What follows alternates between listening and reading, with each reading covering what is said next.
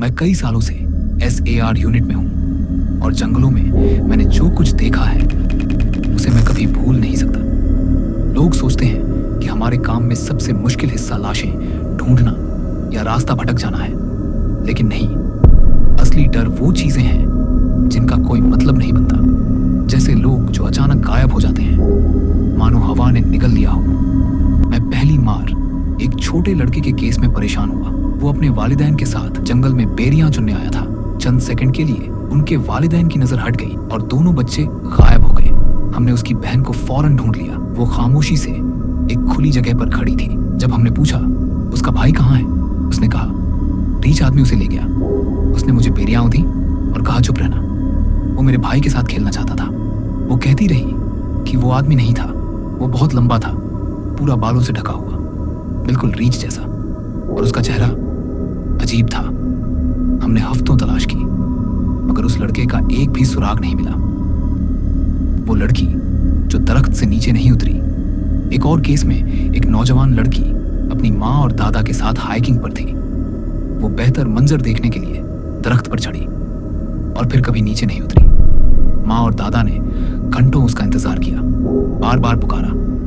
आखिरकार हमें बुलाया गया। हमने पूरा इलाका छान मारा, हर झाड़ी, हर पत्थर, हर दरख्त, लेकिन वो लड़की कहीं भी नहीं मिली। आज तक समझ नहीं आता कि वो कहां चली गई। वो बच्ची जो सूखी लकड़ी पर गिर गई। ये केस मेरे करियर का सबसे दर्दनाक वाकया था। एक 9 साल की बच्ची ढलान से फिसलकर नीचे गिरी और एक सूखी नुकीली लकड़ी पर जा गिरी। वो वहीं जान से गई। उसकी मां ने जब बॉडी बैग देखा, जो सदा निकली, वो आज तक मेरे कानों में गूंजती है। इंसान ऐसी आवाज नहीं निकालता। कुछ हफ्तों बाद खबर मिली कि उसकी मां ने खुदकुशी कर ली। वो अपनी बेटी का गम बर्दाश्त नहीं कर सकी। ये वाकया मैं कभी नहीं भूल सका। बगैर चेहरे वाला पहाड़ी आदमी हम एक कोहपेमा को ढूंढ रहे थे जो घर वापस नहीं पहुंचा था। हमने उसे एक तंग दरार में फंसा हुआ पाया, टांग टूटी हुई, जख्म सड़ा हुआ, हालत बदतर। लेकिन उसने जो बताया वो डर से भी आगे की चीज थी। उसने कहा कि जब वो पहाड़ की चोटी पर पहुंचा, वहां एक आदमी खड़ा था। न कोई रस्सा, न कोई सामान, सिर्फ पारका और स्की पेंट। वो सीधा उसके पास आया और जब कोहपेमा ने उसका चेहरा देखा, वहां चेहरा था ही नहीं, सिर्फ चिकनी खाली चमड़ी, बिल्कुल बेचेहरा। वो डर कर नीचे उतरने लगा और गिर पड़ा। उसने कहा कि सारी रात वो उस बेचेहरे आदमी को सुनता रहा, चट्टानों से उतरते हुए लंबी डरावनी चीख जैसी आवाजें निकालते हुए। मैं शुक्रगुजार हूं कि मैंने वो आवाजें खुद नहीं सुनी। काली आंखों वाला आदमी, ये मेरे लिए सबसे डरावने तजुर्बों में से एक था। एक लड़की अपनी हाइकिंग ग्रुप से बिछड़ गई थी। हम उसे देर रात एक सड़ी हुई लकड़ी के नीचे दुबकी हुई मिली। जूते गायब, बैकपैक गायब, दिमाग सदमे में। उसे साथ लेकर जब हम बेस कैंप की तरफ चलने लगे, वो बार बार पीछे देखती रही। धीरे से उसने कहा, वो बड़ा आदमी जिसकी आंखें काली हैं, वो हमें क्यों देख रहा है?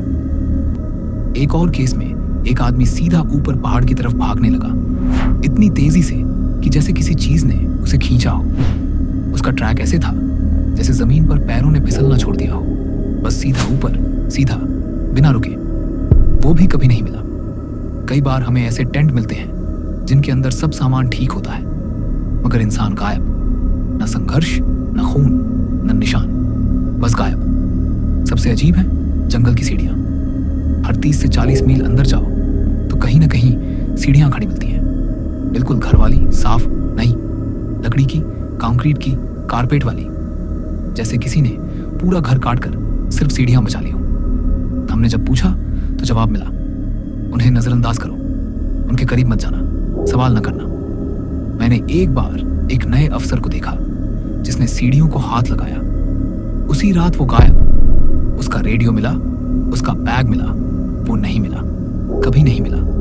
कई दफा हमें जंगल में ऐसी चीखें सुनाई देती हैं जो इंसानों जैसी होती हैं, मगर बिल्कुल भी इंसानी नहीं लगती। जैसे कोई इंसान बोलने की कोशिश कर रहा हो, लेकिन उसके मुंह में सही आवाजें नहीं बन रही। एक बार एक लड़की मिली, पूरी रात गायब थी, और मिली तो पेड़ पर 30 फीट ऊपर बैठी, नीचे देख भी नहीं रही थी। जब नीचे उतारा तो बस इतना बोली, वो मेरे नीचे खड़ा था, मैं नीचे आती तो वो मुझे ले जाता। कौन, वो बता नहीं सकी। एक बार हमने एक बच्चे को ढूंढा जो पूरी तरह ठीक था, बस कंफ्यूज्ड। उसने कहा, मुझे मेरे जैसे दिखने वाले आदमी ने बुलाया था, बोला मम्मी बोल रही है। मैंने पीछे देखा तो वो मुस्कुरा रहा था, लेकिन उसकी आंखें बहुत ज्यादा बड़ी थी।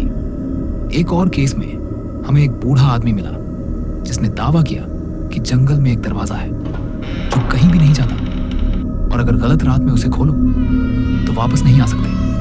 वो कांप रहा था, बोल नहीं पा रहा था।